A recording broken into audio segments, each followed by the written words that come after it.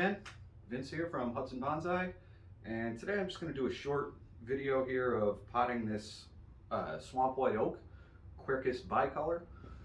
So this tree was actually collected this morning right on my own property. This was real close to the edge of the property, and one of the neighbors decided to cut this tree down in an attempt to kill it, and obviously they failed. They cut it down maybe 3 to 4 inches from the surface of the soil, and it just grew right back. That was about 2 years ago, and so for the past 2 years the deer have been kind enough to go ahead and prune this back for me, and there is really some fairly interesting bits of branching on here. I think this will end up being kind of a clump style tree. So now that it's out of the ground and the roots have been cut back to a reasonable size, I didn't bare root this tree because most oaks, or perhaps all oaks, I'm not entirely sure, but absolutely white oaks are mycorrhizal, meaning they have a symbiotic relationship with fungus living in the ground, and they supply the fungus with sugar and the fungus supplies them with nitrogen. So bare rooting a tree like this is going to really increase the likelihood of it dying. So that's why I've left as much soil on this tree as I have. I got here a piece of the taproot that I had to sever. As you can see, it was pretty large, probably almost 3 inches in diameter at the level that I cut it off. So anyway, really all I'm going to be doing with this tree is getting it into a pot. I got another one of these large training containers that are actually like feed or water dishes for farm animals, but they're quite sturdy, heavy duty, cheap. I've already put a kind of an aeration layer of gravel down at the bottom of there.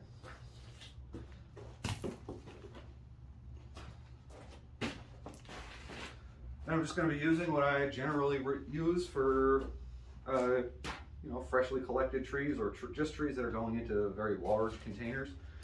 And that's just a mixture of ordinary potting mix and about 10 to 20% of perlite added to it, just to increase the drainage and aeration.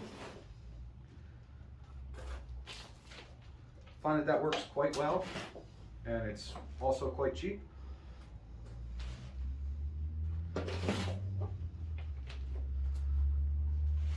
I'm just going to start out getting a good amount of soil in here.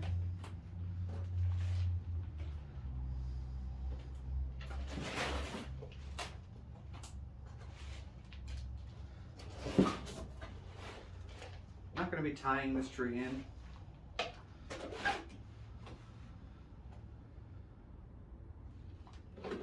This root ball is quite heavy. Not really too concerned about it moving around or being knocked over.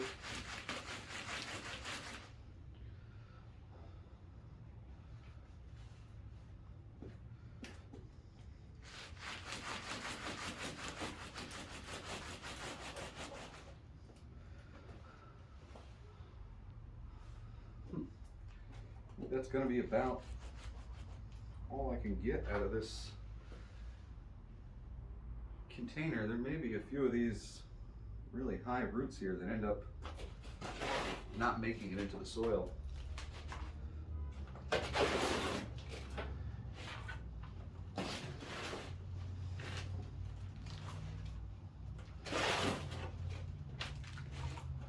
My main concern with a tree at this point is just to get it to survive. There'll be plenty of time to adjust the angle, prune out ugly roots, those sort of things. This tree is many years from being a finished bonsai.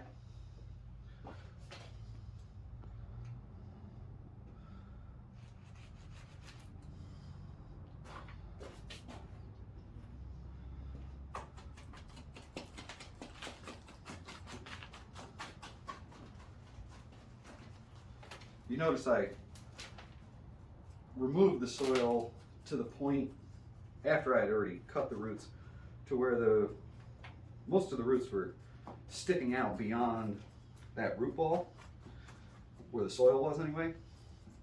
And that's so that these two different soils are going to be meshed together. The roots are already going to be into this new potting soil. If you have a really clean root ball, or say you were taking a nursery stock tree and moving it into a larger pot, if the outer boundary of that soil has no roots protruding through it, the tree will actually tend to try to stay within that old soil and not push roots as vigorously out into the new soil. So it's always important to make sure that some of the roots are actually making it into the new soil.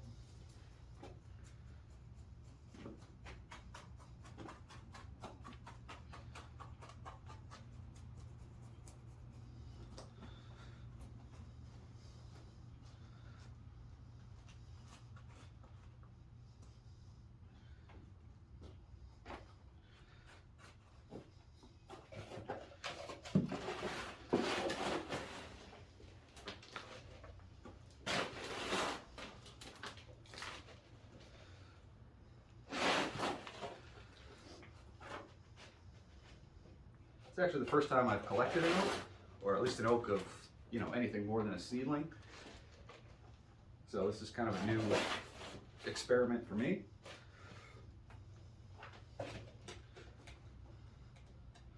But I think this little thing has a lot of potential.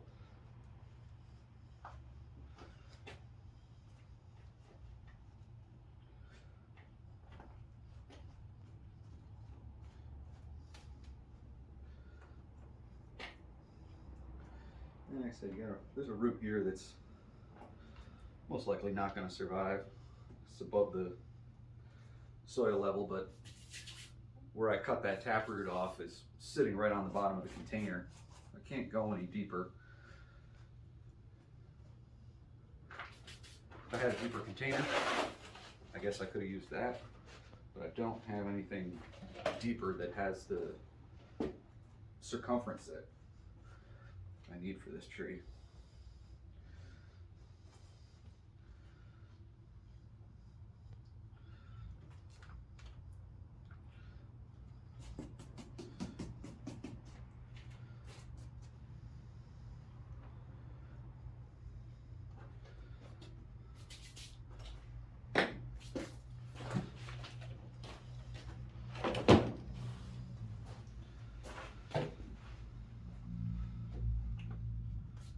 So anyway, there it is.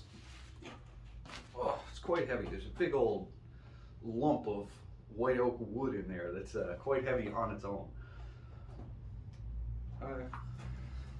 So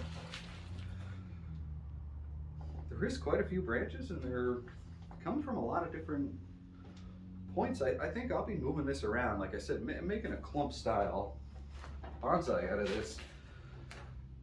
I mean, I suppose I could eventually choose a single leader, but we'll see what happens over time.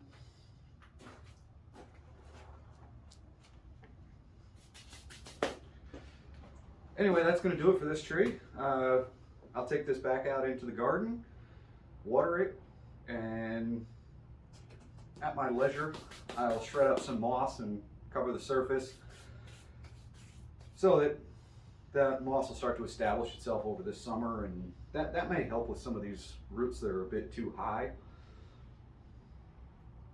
But like I say, I think this is a pretty neat little tree with a lot of potential. I think it's going to make a nice bonsai over time. Anyway, thanks for watching. Take care. Bye.